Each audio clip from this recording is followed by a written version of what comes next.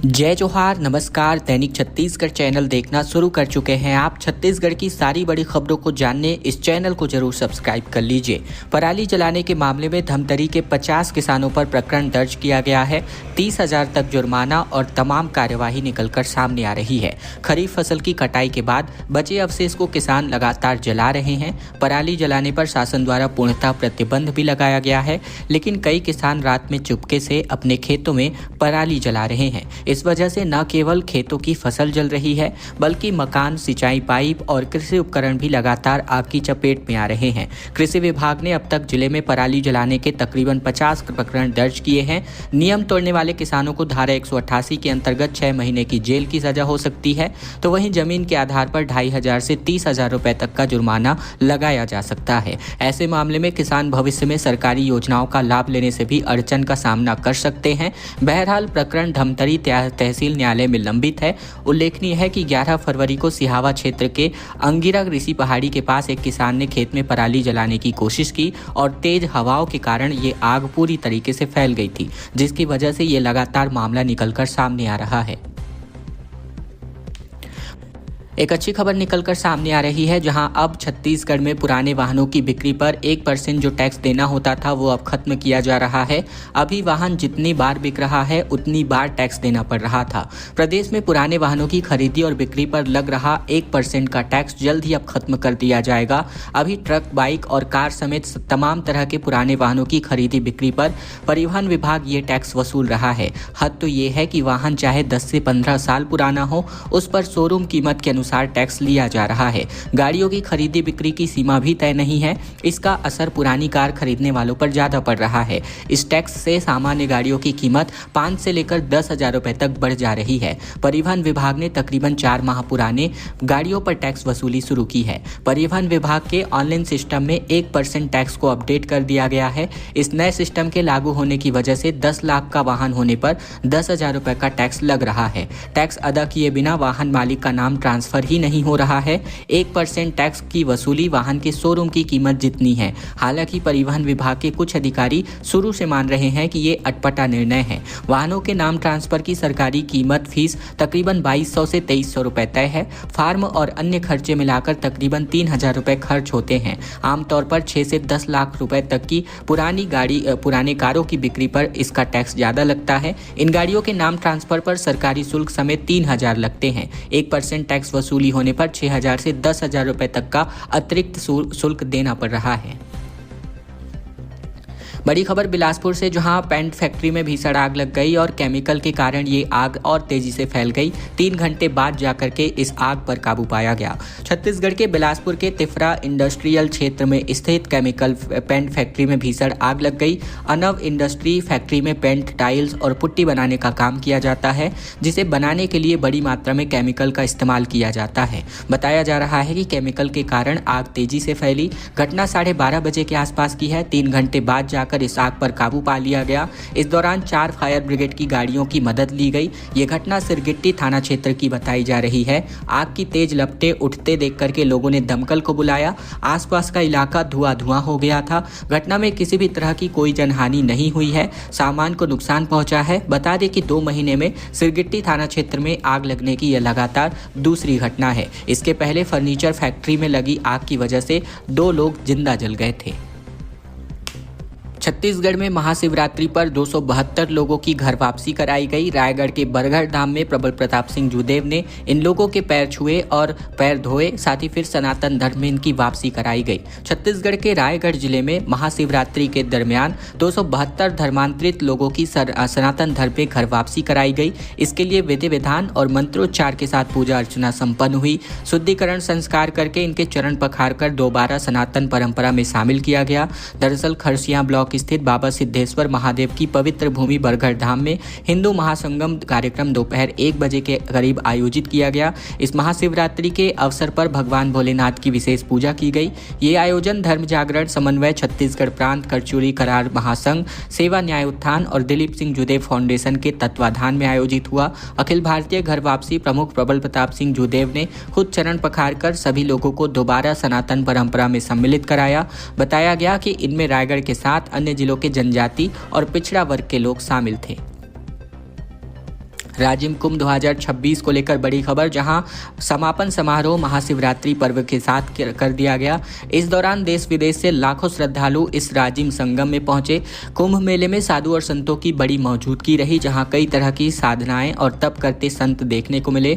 राजिम कुंभ में एक साध्वी के साथ दर्जनों भक्त महानदी में जल साधना करते भी नजर आए। इस दौरान श्रद्धालु नदी में उतरकर अलग अलग आवाज निकालते हुए चीखते दिखाई दिए। ये दृश्य मेले में श्रद्धालुओं के बीच चर्चा का विषय बना रहा।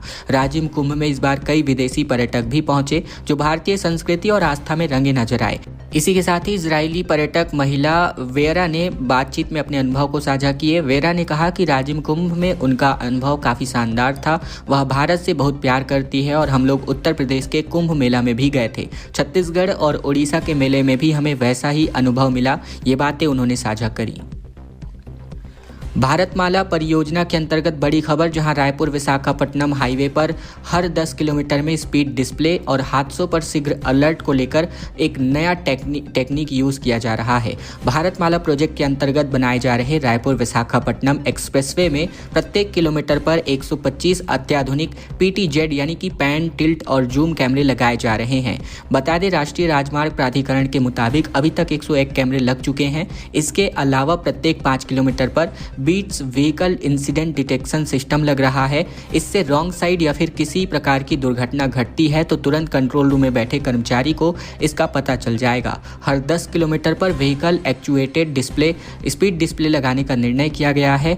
यह सिस्टम वाहनों की स्पीड को पहचानता है और सामने लगे बड़े LED डिस्प्ले पर दर्शाता है। यदि कोई वाहन निर्धारित रफ्तार से तेज गति से चलता है तो सिस्टम उस स्पीड को लाल रंग में दिखाता है, सामान्य गति को हरा या फिर सफेद रंग में, जिससे ड्राइवर अपनी रफ्तार काबू कर सकेंगे। कंट्रोल रूम 24 घंटे मॉनिटरिंग करेगा। PTZ कैमरे के माध्यम से 360 डिग्री व्यू के साथ हाई रेजोल्यूशन रिकॉर्डिंग होगा। यह integrated command and control centre Abhanpur के NHAI कार्यालय में स्थापित रहने वाला है।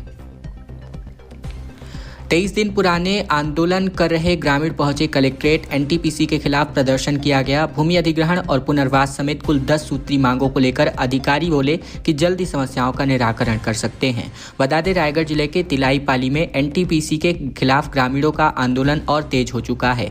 मांगों पर समाधान नहीं होने पर बड़ी संख्या में ग्रामीण कलेक्ट्रेट पहुंचे और मिनी स्टेडियम में प्रशासनिक अधिकारियों के साथ मुलाकात कर कलेक्टर के नाम ज्ञापन सौंपा। ग्रामीणों ने बताया कि 25 जनवरी से 4 पंचायतों के 8 गांवों के लोग लगातार धरना प्रदर्शन कर रहे हैं। दरअसल इस आंदोलन में तिलाईपाली, कुधुर मरमोहा, इसके अलावा नया रामपुर, बिच्छी नारा, छोटीगुड़ा और सालेपानी, अजीतगढ़ और रायकेरा गांव के ग्रामीण इसमें शामिल हुए। 31 जनवरी को तहसीलदार और NTPC अधिकारी धरना स्थल पर पहुंचे थे, लेकिन ग्रामीणों के मुताबिक बिना स्पष्ट जवाब दिए वापस लौट गए। ग्रामीणों का कहना है कि उनका क्षेत्र संविधान की 5वीं अनुसूची के अंतर्गत आता है, जहां भूमि अधिग्रहण से पहले ग्राम सभा की सहमति जरूरी है। इसके बावजूद 27 नवंबर 2009 की अधिसूचना के आधार पर किसानों को बिना सूचना भूमि अधिग्रहण कर लिया गया, जो नियमों का उल्लंघन है। ग्रामीणों ने 8 सितंबर 2015 से अधिग्रहण मानते हुए नए सिरे से मुआवजा देने की मांग की है। 24 फरवरी को छत्तीसगढ़ का बजट पेश होने जा रहा है। वित्त मंत्री ने कहा कि विजन 2047 पर होगा फोकस। कांग्रेस बोली कि पहले मोदी के वायदे पूरे करें। छत्तीसगढ़ सरकार अपना बजट 24 फरवरी को विधानसभा में पेश कर सकती है। इसकी जानकारी वित्त मंत्री OP चौधरी ने दी है, जहां उन्होंने बताया कि राज्य विधानसभा का बजट सत्र 23 फरवरी से शुरू हो रहा है। अगले दिन 24 फरवरी को बजट पेश किया जाएगा। ज्ञान गति के बावजूद इस बार नए थीम पर बजट पेश किया जाएगा। बता दें कि ये बीजेपी सरकार का तीसरा बजट है। इसको लेकर कांग्रेस की प्रतिक्रिया भी सामने आई है। विधायक देवेंद्र यादव ने कहा कि पहले बजट में वित्त मंत्री ने खूब ज्ञान दिया, दूसरे बजट में उन्होंने गति दी। ज्ञान और गति के बाद जो प्रदेश को मिला है वह केवल दुर्गति है। इतने सालों में शराब कोचियों को गति मिली है, जल जंगल जमीनी काटने की गति मिली, निर्दोष लोगों पर पुलिसिया अत्याचार में गति मिली, पूरे प्रदेश भर में हिंसा और मॉब लिंचिंग के बढ़ाने के मामले में गति मिली, प्रदेश भर में नशे के कारोबार को बढ़ाने में गतिविधि मिली। MLA ने मोदी के वादे को पूरा करने की बात कही। वहीं वित्त मंत्री ने कहा कि बजट में सभी वर्गों का ध्यान रखा गया है। साथ ही इंफ्रास्ट्रक्चर डेवलपमेंट पर फोकस इन्होंने बताया। मिनी इंडोर स्टेडियम का निर्माण इन्होंने कराने की बात कही। और साथ ही साथ बात करें तो ये लगातार 26वां साल है जब छत्तीसगढ़ सरकार का बजट पेश होने जा रहा है। पूरे छत्तीसगढ़ में अब गर्मी का दौर बढ़ता नजर आ रहा है। रायपुर में पारा 33 डिग्री के आसपास पहुंच चुका है और सभी जिलों में 2 से 3 डिग्री तक टेम्परेचर बढ़ चुका है। छत्तीसगढ़ में मौसम ड्राई बना हुआ है, ठंड का असर भी कम होता दिखाई पड़ रहा है। इस समय दिन में गर्मी और सुबह शाम हल्की ठंड का असर बना हुआ है। वहीं पिछले 4 से 5 दिनों के भीतर राज्य के औसतन तापमान में 1 से 2 डिग्री तक की बढ़ोतरी दर्ज की गई है। इसके अलावा मौसम में कोई विशेष बदलाव नहीं हुआ है। आने वाले 7 दिन यही ट्रेंड जारी रहने का अनुमान है। पिछले 24 घंटे की बात करें तो प्रदेश का सबसे ज्यादा अधिकतम तापमान 32.9 डिग्री सेल्सियस रायपुर और सबसे कम न्यूनतम तापमान 9.8 डिग्री सेल्सियस अंबिकापुर में दर्ज हुआ। राज्य भर में बारिश के आंकड़े शून्य रहे। रायपुर, बिलासपुर, दुर्ग, जगदलपुर, अंबिकापुर और पेंड्रा में दिन का तापमान सामान्य से तकरीबन 2 से 3 डिग्री सेल्सियस ज्यादा दर्ज किया गया, जिससे दिन में गर्मी बढ़ गई है। फिलहाल कोई सिनॉप्टिक सिस्टम एक्टिव नहीं है। हालांकि आने वाले कुछ दिनों तक प्रदेश के कुछ इलाकों में सुबह के समय हल्की धुंध अभी भी नजर आ सकती है। बेरोजगार युवक और युवतियों के लिए एक अच्छी खबर है, जहां 980 पदों पर भर्ती होगी और 18 को प्लेसमेंट कैंप लगने जा रहा है। बता दें, कोंडागांव जिले के शिक्षित बेरोजगार युवक और युवतियों को कौशल विकास के माध्यम से रोजगार उपलब्ध कराए जाने हेतु 18 फरवरी सुबह 11 बजे से दोपहर 3 बजे तक लाइवलीहुड कॉलेज परिसर में प्लेसमेंट कैंप आयोजित किया जा रहा है। कैंप के माध्यम से कुल मिलाकर 980 रिक्त पदों पर भर्ती की जाएगी। चयनित अभ्यर्थियों को नियोजकों के द्वारा निर्धारित अवधि का प्रशिक्षण प्रदान कर नियोजन किया जाएगा। कैंप में विभिन्न प्रतिष्ठित कंपनियों के प्रतिनिधि उपस्थित रहकर साक्षात्कार के माध्यम से चयन करेंगे, जिसमें L&T द्वारा परियोजनाओं हेतु बढ़ई के 50 पद, राजमिस्त्री के 50 पद, बार बेंडिंग के तकरीबन 50 पद और स्टील फिक्सिंग के 50 पद, इलेक्ट्रिकल के 50 पदों के लिए भर्ती होगी। कार्यस्थल पनवेल, मुंबई निर्धारित है और न्यूनतम शैक्षिक योग्यता 10वीं उत्तीर्ण, आयु सीमा 18 से 35 वर्ष है और प्रशिक्षण उपरांत 16,000 रुपये प्रति माह का वेतन और साथ ही आवास उपलब्ध कराए जाएंगे, जिसके लिए यहां पर प्लेसमेंट कैंप 18 तारीख को आयोजित होने जा रहा है। गेट की परीक्षा के नकल के मामले में फिट इंडिया के ब्रांड एम्बेसडर सॉल्वर बनते नजर आए। बता दें, राष्ट्रीय स्तर की गेट परीक्षा में रायपुर में सामने आए नकल कांड के एक संगठित सिंडिकेट का खुलासा किया गया है। पुलिस जांच में पता चला है कि इस पूरे नेटवर्क का संचालन हरियाणा में बैठा एक मास्टरमाइंड कर रहा था। जांच में ये बात सामने आई है कि नकल में इस्तेमाल होने वाली हाईटेक उपकरण दिल्ली से खरीदे गए थे। इस गिरोह ने फिट इंडिया के ब्रांड एम्बेसडर और इंजीनियर को ही सॉल्वर बनाकर रायपुर भेजा, ताकि परीक्षा में फर्जी तरीके से पास कराया जा सके। बता दें, सरोना स्थित निजी कॉलेज में 14 फरवरी को परीक्षा आयोजित की गई थी, जहां तीनों युवक जूते में ब्लूटूथ डिवाइस छुपाकर पहुंचे थे। फिलहाल डीडी नगर थाना पुलिस और जांच एजेंसियां पूरे इस नेटवर्क की कड़ियां जोड़ते हुए आगे की कार्यवाही में जुट गई है। कैंडिडेट्स की मांग पर मास्टरमाइंड ने हरियाणा के रहने वाले दर्शन सहवाग, नरेंद्र कुमार और बंटी कुमार को रायपुर भेजा था। ये आरोपी हरियाणा के सुमित सहवाग, साथ ही लक्ष्मी नारायण उर्फ लक्की और अमर को नकल करवाने पहुंचे थे। छत्तीसगढ़ के मैनपाट महोत्सव 2026 को लेकर बॉलीवुड सिंगर कनिका कपूर ने समा बांधा। 3 दिवसीय महोत्सव का भव्य रूप से समापन हुआ।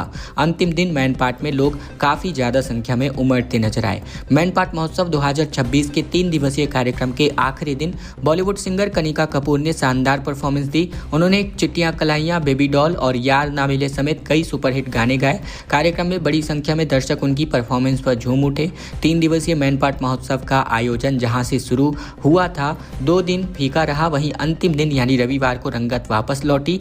हजारों लोग इस मैनपाट महोत्सव में शामिल हुए। सांस्कृतिक संध्या के दौरान पूरा पंडाल खचाखच भरा रहा। रायगढ़ के कलाकार राकेश शर्मा ने भक्ति, सूफी और लोकगीत गाने गाए। इस पर महाशिवरात्रि के मौके पर शिव भजन और शिव तांडव नृत्य विशेष आकर्षण का केंद्र नजर आया। खबरों का सिलसिला बस यहीं तक का था। अगर आपको यह वीडियो अच्छा लगा है तो वीडियो को एक छोटा सा लाइक कर दीजिएगा। चैनल पर नए हैं, चैनल जरूर से सब्सक्राइब कर लीजिएगा, ताकि बिना किसी रुकावट छत्तीसगढ़ की सारी बड़ी खबरें हम आप तक रोजाना पहुंचा सकें। यानी इस वीडियो को लाइक और इस चैनल को सब्सक्राइब करने के साथ इस वीडियो को शेयर करना बिल्कुल मत भूलिएगा, ताकि रोजाना हम आप तक खबरें, छत्तीसगढ़ के समाचार लगातार